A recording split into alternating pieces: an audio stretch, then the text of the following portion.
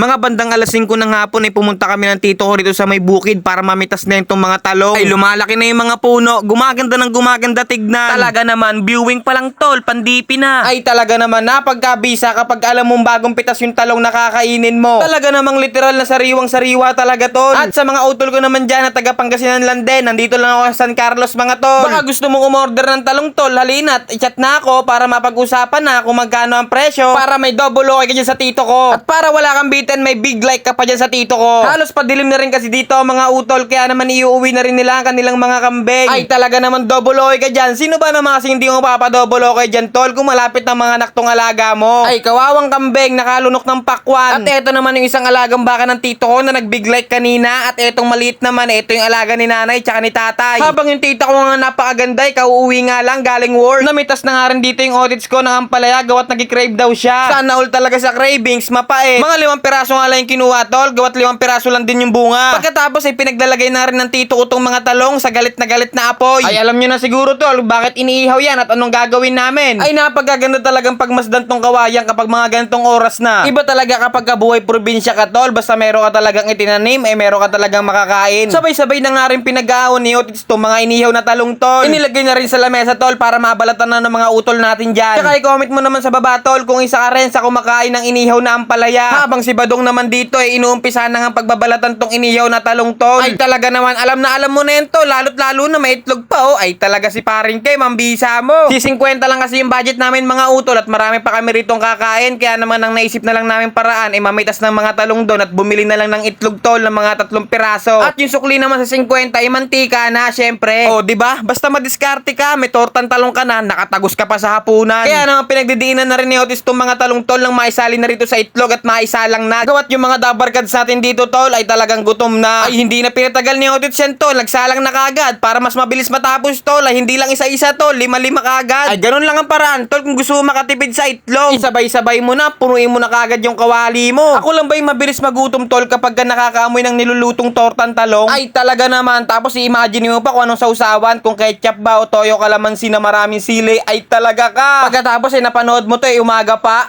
Ay talaga naman tol. Mapipilitan ka na lang talagang isang yung natirang baon nyo kagabi.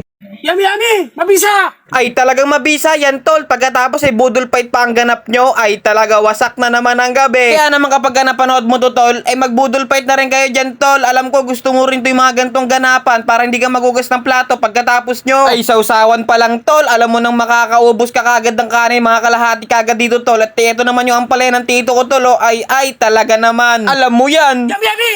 Pagkatapos meron pang bagong doon sa usawa no, ay talaga naman. O ano pang inaantay natin dito tol? Simulan na natin to bakbakan. Tips nga lang pala sa budol fight tol, ibuwaghag nyo kagad yung kanin tol para lumamig na kagad at makarami kayo agad. Sinausaw na nga sa toyo tol, first bite talaga naman.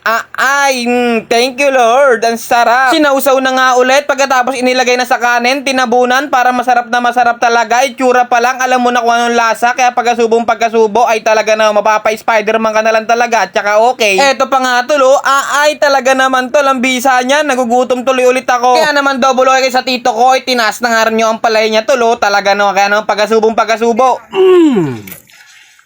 Mabisa!